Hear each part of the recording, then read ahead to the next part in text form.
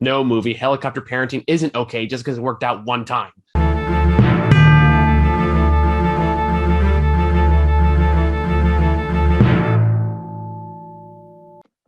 Okay, so King Richard, this year's Will Smith attempt to get the Oscar. Uh, it is a movie about Serena and Venus Williams, his dad, uh, and apparently how he was a prophetic genius who had this master plan for his daughters. Now, I'm gonna say right off the bat, so I'm gonna let you talk for a little bit first, because before I get into what's inevitably gonna be a rant, Mhm. um, I'm gonna say right off the bat as a disclaimer, um, I don't hold anything against anyone else that liked this movie. I get it. I can see the appeal. There's nothing wrong with that. If you do like this movie though, you're not gonna like what I have to say about it. Um, Because you don't like it. I did not. Um, in fact, the more I thought about it after the credits rolled, the angrier I became. So I also acknowledge that I could be projecting some issues onto this. So Now, also keep that in mind. now you have me curious what you could be projecting onto your film going experience. I have massive, massive moral and ethical issues with this movie. But what do you think? I'm not sure how to follow that because now I am mostly curious what the massive moral and ethical issues you have are. I thought that it was a rather run of the mill sports biopic. Mm-hmm. Um, I I will give it credit. I liked the soundtrack. I liked the score, and the editing managed to make tennis exciting, which, in my humble opinion, as a not as a non-fan of most athletics, it's not very easy to make tennis that enthralling or exciting. So It's kind of like making baseball interesting. yes, exactly. Um, so I had a fun time in my theater watching this movie this afternoon. And I don't think this is a performance that is going to give Will Smith an Oscar. Um, I, if anything, I feel like his characterization, or this version uh, of this character based off of this real person, Mhm. um, is kind of the the enemy or villain of the story, Oh, we'll or get to that. or or rather,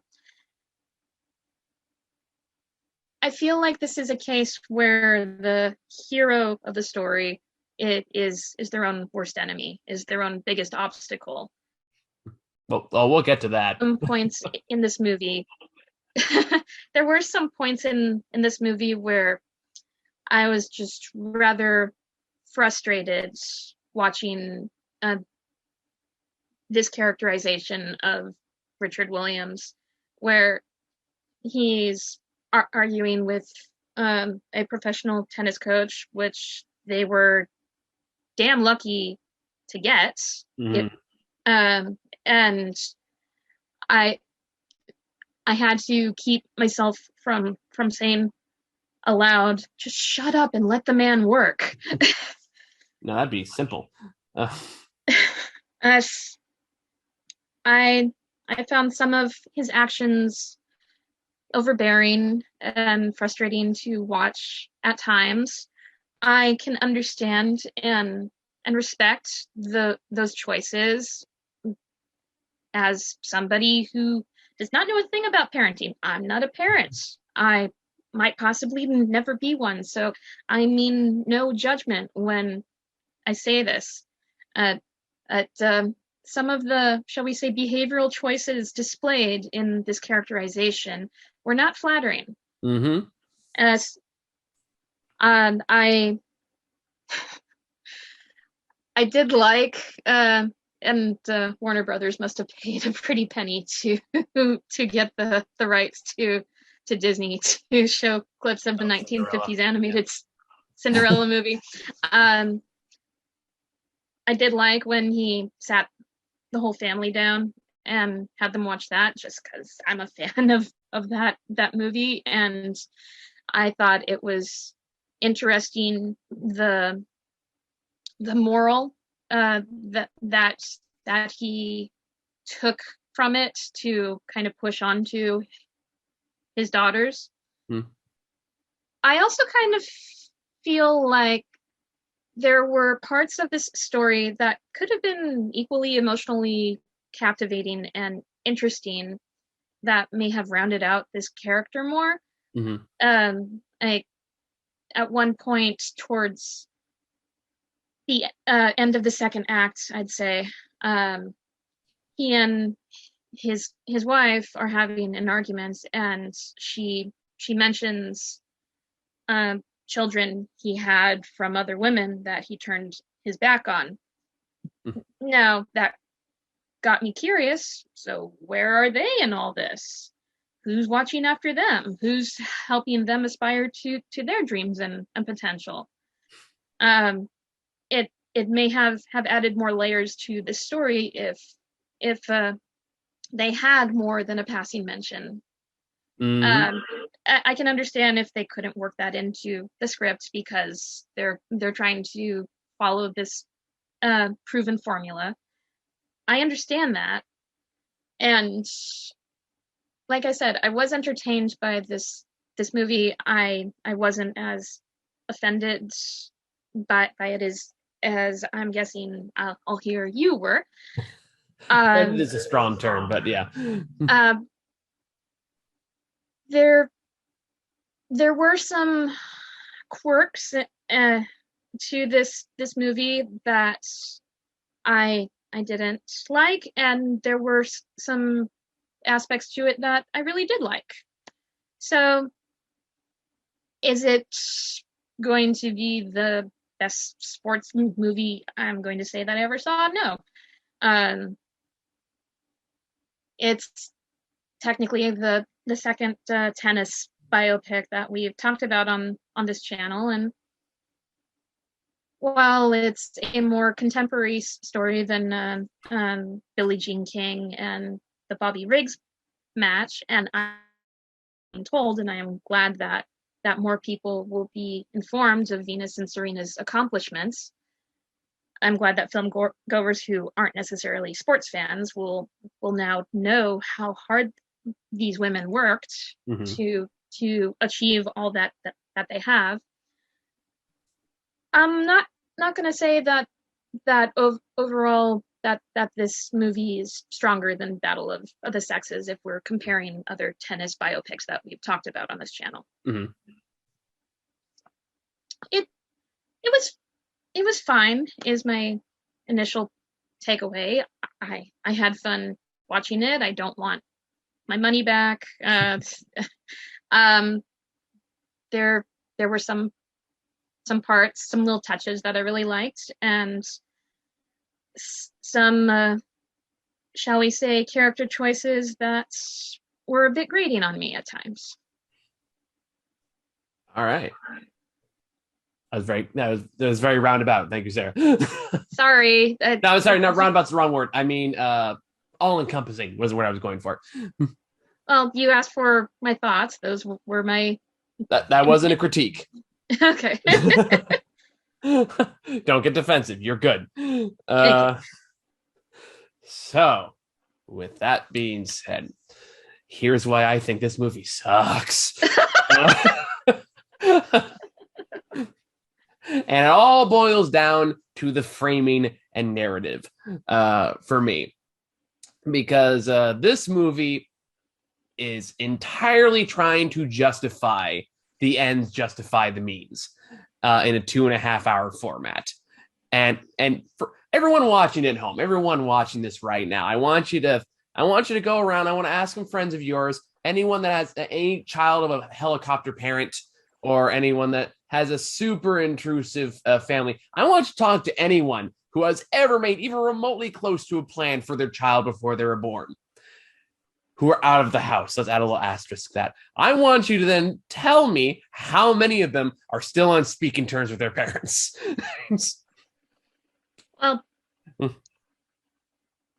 being or not being a helicopter parent does not necessarily exclude adult children from distancing themselves from their My parents. point of the matter There is are all varieties of child and parental dysfunction. that's not the point, Sarah. I'm That's just not saying. the point. That's not the point. Of course there is. There's a lot of different kinds out there. My point is like of this particular brand of parents who have projected their dreams and failures onto their children. How many of them are still in speaking terms? I'm willing to bet you the answer is going to be pretty goddamn small. Why? Because children don't want to be told what they're supposed to be doing for the rest of their life by their parent before they were born in an insane 78-page memo. Which, by the way, the pamphlet. And this is where I start to get really angry because the case like this movie is framing this as right and prophetic. Like he 100% did the right thing because he made this extensive plan for his children before they had any autonomy whatsoever. And it's okay because it happened to work out exactly one time. Well, twice because I'm counting them together. Don't nitpick my argument, Sarah. And they're at least in the movie, their eldest daughter, who stayed in California, was a valedictorian. He wasn't part of the plan. She doesn't count. Because let's keep in mind, he singled out these two girls specifically before they were born and said, you were going to become tennis prodigies. And by some miracle, that's actually what happened. But I have massive issues, regardless of whether or not it worked out, as framing that kind of parenting as a good thing. That's where I have major moral issues. They definitely convey a lot of stage parent vibes. I feel like that's being ultra generous towards this. Because again, from beginning to end, they make it clear. Like, first off, let's provide a little context for this movie. This movie was executive produced by Serena and Venus Williams. Oh, nice. No, it's not nice because here's why. Because the actual Richard Williams does not have a good reputation at all. Which they touch on in the movie. But let's call something what this is, though. This is image rehabilitation. This is his daughters trying to clean up his image and make him sound like he wasn't actually that bad. Which is okay, fine. That's on them. That's what they want to do. Okay, fine. Like, I have no issues with that inherently. My issue is when they try to frame what he did as objectively good because it worked out, which is what this movie is doing. Despite all the criticism that he's thrown his way, he is in the end justified and vindicated by the fact that he ends up being right. And the fact that there's not really any ambiguity whether or not that's what they're doing, because that's what the end credits does. At the very end, they make a concise effort to say everything he said on his list came to pass, as if it's telling the audience this was good, actually. And I have massive moral issues with that being portrayed as a positive, because it basically justifies decades of bad boomer parenting. And again, this is where then here's my question to that point. Couldn't it then be argued that the 3 years that he took them out of tennis tournaments to just focus on school and have a childhood, isn't that sort of the other side of that, of him being a better parent for them in the long term? I don't really think so, because it wasn't their choice. None of it was their choice. It was him making their choice for them at every given turn. Okay. So, like, sure, like, you can make the argument whether or not that was the right call, right decision. It doesn't change the fact that in the end, it's still about him. and he's still promoting it about him. He was using all of that as a way to like push his own image forward, and the narrative supports this. Well, the movie is called King Richard. It's not called Queens Venus and Serena. No, I'm not. But again, I'm not talking about the fact the movie's about him. I'm talking about he is making their lives about him publicly and narratively. And again, that's no more clear. Like, it sets it up right away when he looks at his daughter. He goes, like, who's your best friend? You are, Daddy. Who's your best friend? Her, and then you, Daddy.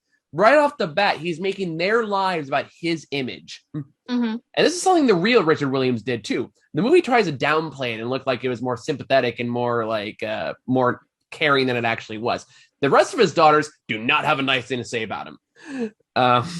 Yeah, in the movie, if you haven't seen it yet, or if you're unfamiliar with the story, he and his wife have $5. Now, that is not counting whatever children he had with other women.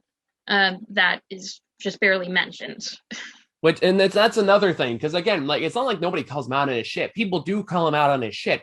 But the problem is it still frames it as okay because he's vindicated in the end. And like that's really what it boils down to. Is like he's criticized, but he doesn't change. He's called out on shit, but nothing actually it doesn't actually matter. It's just for its own sake. Like the only thing, like there's an argument that he has with his wife towards the third act of the movie, where she's completely right on every fucking thing she says. The only thing that changes is that he gives her like credit for like a move, and in the third act, that's the only thing that changes. Well, that's not entirely true. I'll backtrack and like he does like give her like a choice whether or not to participate in this tournament that they're arguing about.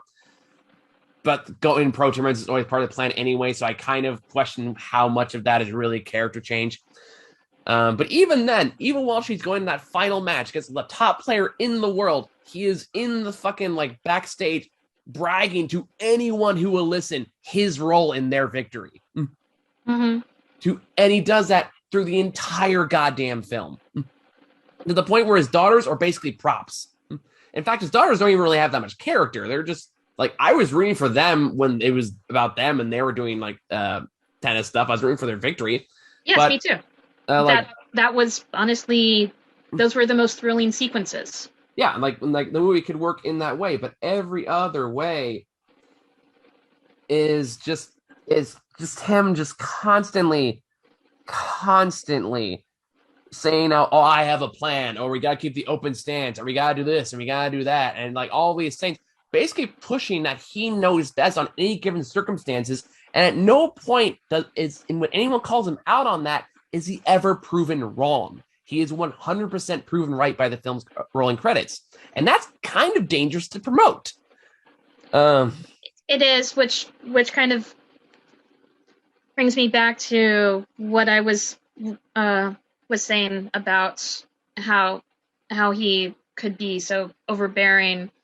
I found it frustrating to watch him acting like he was an expert at something, in this case tennis, while he was seeking out the expertise of professionals and then arguing with them every step of the way. It's like, which kind of begs the question, why did he even go to these guys in the first place if he knows everything?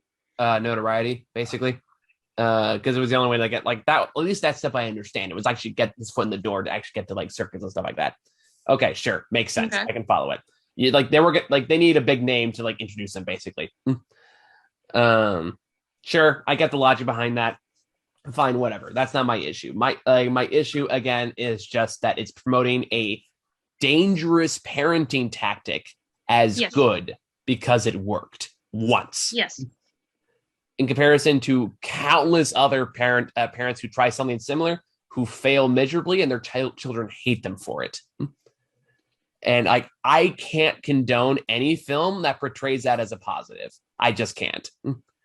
And I keep seeing like people like, oh, he's a positive like black male role model. It's like, no, he's not. He's absolutely 100% not. In the stereotypical sense, because he wasn't a criminal. He wasn't a thug. He didn't do drugs. He wasn't a gangbanger. He worked clean. But he was still a toxic, narcissistic parent. Uh, Absolutely. like you and I both saw Fatherhood earlier this year, which neither of us were in love with, but that was a better like male black father figure than this guy Yes. is. Yes. And honestly, a bit more realistic. Honestly, yeah. I mean, like he actually exists, and he apparently this wasn't too far off outside them like smoothing out the edges to make him more likable because he's Will Smith. Hmm. Um, I guess it wasn't that different. But yeah, and I do agree with Ron. I do think Will Smith has hit kind of a plateau in terms of how good of an actor he is. Yes. He can be very charismatic, very charming. Uh, until the the right director and parts and performance come along, which I welcome them to come and prove me wrong. I feel like his best acting days may be behind him. I don't know. I just know that he's been trying to get an Oscar for a long time, and I've yet to see like a performance that really warranted it. Um, The closest thing that I've seen in his filmography was The Pursuit of Happiness. which is what this movie's getting compared a lot to in terms of like performance and themes and all that. Um, which I guess I would rather have watched anyone else in the movie outside of him, and he's the one we're stuck with the most, and that just made the movie just a frustrating slog. Because I fucking hated him. I hated him so much, and again, that could very well be me projecting my own issues with my own father onto that, and I have to acknowledge that piece Possibly. too. Which is I think why it made me just so goddamn angry watching this. But I still stand on my point that my point is correct. And quite frankly, Okay. I'm surprised it's not something more people have brought up more. It also kind of plays into the issue I have with Rick and Morty, um, the TV show, which is like Yeah, I know what it is. I'm not a fan of it myself, but my boyfriend's a big fan. it's more like yeah, I had that discussion with your boyfriend. Uh, Yes. when it's in the same ballpark. Basically, like if it doesn't matter how much of an asshole you present your character, if you still present them as right, no matter what, you're gonna attract the wrong people to that same mindset. It encourages toxic masculinity. It basically promotes the burden of knowledge, the burden of genius. Hmm. And that is appealing to the wrong kind of people. And I think that is legitimately dangerous to promote. And I feel like this movie does that. And I feel like what it's going to unintentionally do is it's going to validate a lot of bad parenting from our parents' generation, who I feel like this movie is largely From targeted to. boomers. The boomers, yeah. Who I feel like is a pretty decent demographic for this film. Yes. Because I know my dad would love this, but we don't need to go. We don't know that nutshell. If you want to know what that, watch the Father review. But yeah, I couldn't get behind this. I don't want to say offended, just very angered by the betrayal of this and the framing of this. Yeah, narratively, I can't defend it. I know a lot of people don't feel that way. I've already had some people push back on me, like on Twitter and stuff like that. When I kind of went on a rant. Some people like, oh, I don't see it that way. It's like, okay, good for you. Like, I don't mean that condescendingly. I mean that genuinely. Yeah. Good for you. I'm glad you don't get that out of it. I do. And I think the narrative really pushes for that in a way that, yeah, just really fucking bothers me. I'd say probably my biggest critique is that even though I know this is a movie about their dads because that's what it's called, Mhm. they kind of glossed over the more interesting story of Venus and Serena Williams. The most interesting characters were made as supporting characters in their own story. Yeah. So they could build up their father's ego and display how big his ego was. Yeah. And try to present it as charming. Yes, And right again. which Will Smith can be charming, but this characterization is not. No. Yeah, I mean, I would have preferred if it was about Venus and Serena. I think a little bit more interesting, probably a bit more nuanced. Mhm. But everyone else is a prop Yes, in with King Richard's story, and that just yeah, fuck that. I'm sorry, no, can't do it. which again, I didn't have as visceral of a reaction to this film as you did. I was it was a perfectly fine way to spend my afternoon off.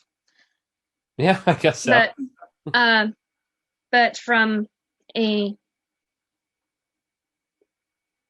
film critique perspective, I I didn't like how the main characters were sidelined in their own story. Yeah. So yeah, I think I got that out of my system. Okay. Was there anything else we can add on to that? Just little music details. They played one of my favorite '80s songs, Bananarama's "Cruel Summer." I I sang along to that a little bit in my theater during some training sequences. They um, were were playing some '90s rock songs, so I knew what year we were in with those songs, and I appreciated that they showed the clip of the Rodney King beating. So again, as a timestamp, okay, we're in the early '90s now. So just little editing and production choices like that I appreciated. It's not a sloppily made film.